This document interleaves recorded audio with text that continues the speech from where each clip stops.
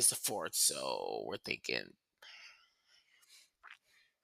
okay, on June 2nd, in my Facebook memories had come up a video when I was over in Delaware and I was walking, and I was so, and I can, honestly could just like go back in time to a year ago when I was walking and filming that video, and I was literally in tears.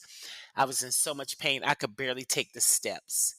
And it was just horrible. And my cousin, where I was living with her, was on the third floor. So to get back up there, it was just, I was in my worst shape ever. And on that video, I was saying how I was committed to not having sugar for 90 days.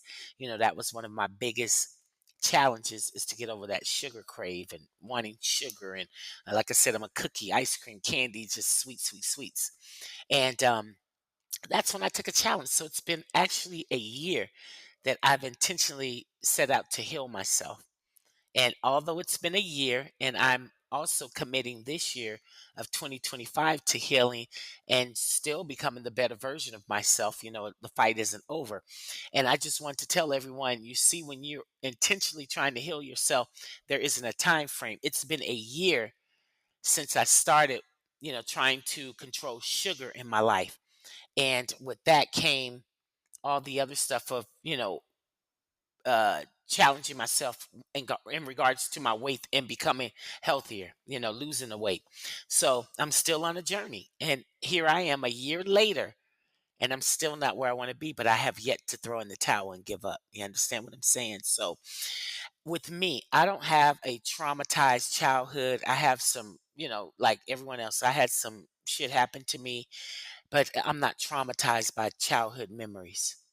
I'm not every day hurting myself and dealing with things that I should have already healed. I'm 55 years old. I'm going into my 60s next year.